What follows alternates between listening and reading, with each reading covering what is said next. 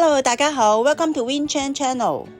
咁今日咧就會同大家一齊去東莞虎門嘅2日1夜遊喎。咁同埋咧會摘荔枝啦，同埋嘗試當地嘅特色美食嘅。Let's go！ 大家可以咧搭高鐵1個小時左右咧就會到達東莞嘅。而我就選擇由落馬洲過福田口岸嗰邊咧搭車直接去到虎門啦。而我第一站呢，就去咗呢個非凡誠品酒店先。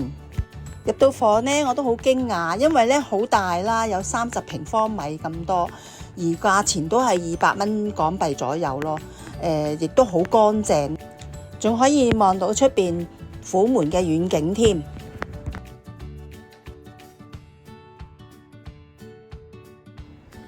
放低咗行李之後呢，咁我哋就去咗呢一座嘅四季酒店，入邊嘅一間餐廳食午餐嘅。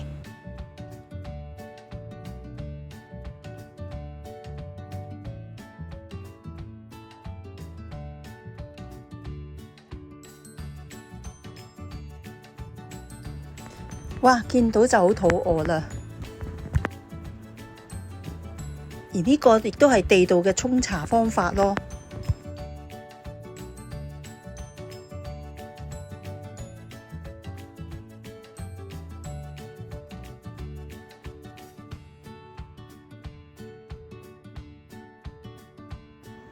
咁食完嘢之後呢，就出發去我期待已久嘅荔枝園啦。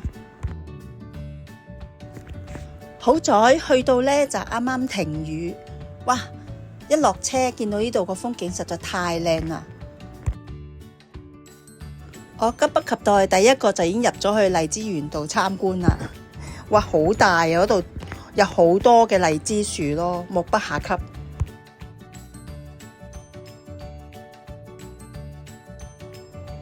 睇下有幾多荔枝喺度。啱啱而家正值係豐收日啊，所以呢，滿晒荔枝。你到處咧都可以隨手摘到荔枝食嘅，個感覺真係好開心。我亦都自己嘗試咗去用嗰個鉗咧去夾啲荔枝嘅，原來都唔係咁容易嘅。不過到最後我哋都摘到有一籮。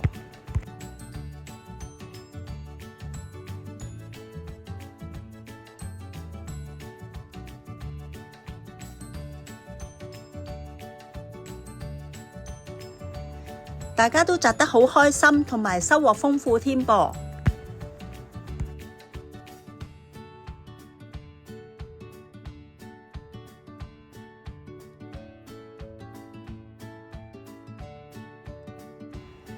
咁回程呢，我哋就去咗一間叫做大可爾嘅飯店度食晚飯嘅，都係一間嘅海鮮飯店嚟嘅。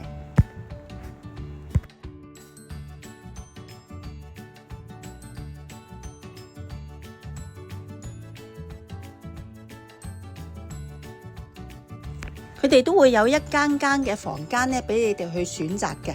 咁外邊咧有一個好靚嘅海景啦。咁你睇下佢啲台咧，亦都係比較特別大張嘅。豆腐、鵝、撈粉啊，同埋呢一個嘅蟹肉餅咧，都係虎門嘅一個地道食物嚟嘅。食完咗當地嘅特色小菜之後咧，咁我哋就去行咗一陣嘅呢一個萬達廣場嘅。都係比較出名嘅喺虎門，咁佢都好新式咯，裏邊有好多唔同嘅商店嘅。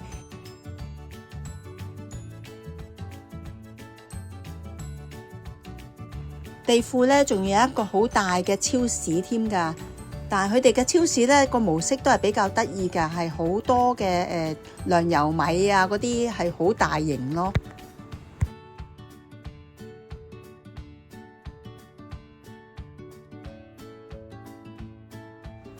同埋你見佢啲米呢都係好大包一包包嘅，就唔同外國呢，我喺西班牙咁樣呢係1個 kg 一袋咁樣咯。咁行完商場，我哋都返去酒店度休息啦。咁一早起咗身呢，就準備去食早餐啊！咁去咗呢一間叫做館飲館食，聽個名都好有趣啊！呢間館飲館食咧都有好多特色嘅好味點心添。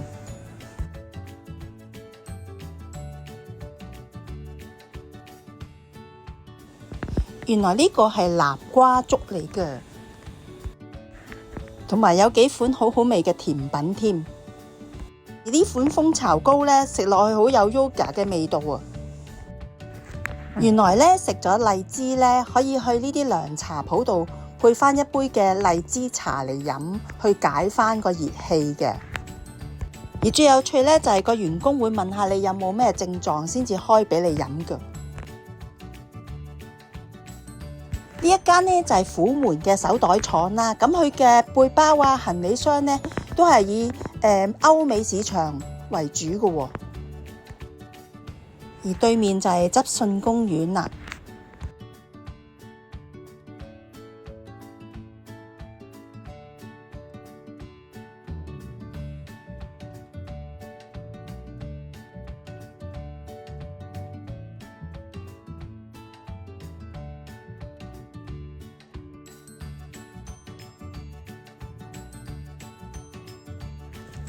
而呢度咧都係一個新時代嘅文明實踐中心嚟㗎。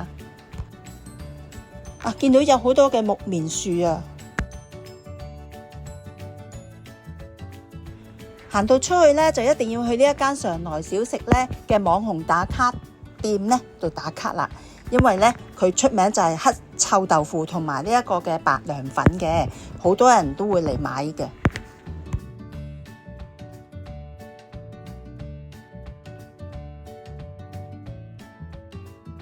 而佢就喺虎門鎮嘅南門路嘅啫。而咁啱咧，就見到啲小學嘅學生放學啦，食午飯啊。咁見到有啲義工嘅警崗咧喺度同佢哋守護咧，俾佢哋過馬路咯。好分裂，見到佢用個膠袋同個燈着衫。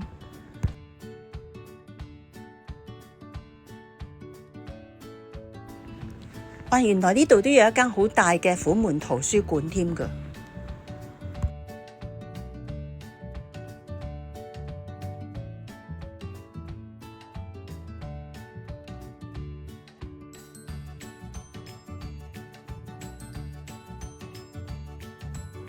呢度原來有個戲曲嘅位置咧，俾啲人去表演㗎。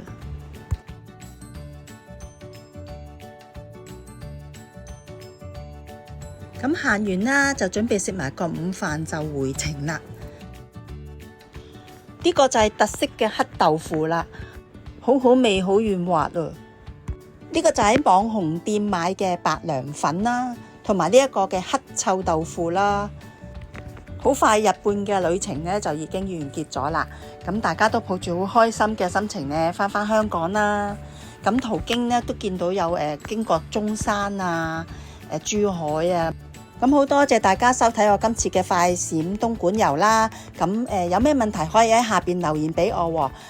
有你哋嘅支持，YouTube 亦都會好開心㗎。Hasta luego。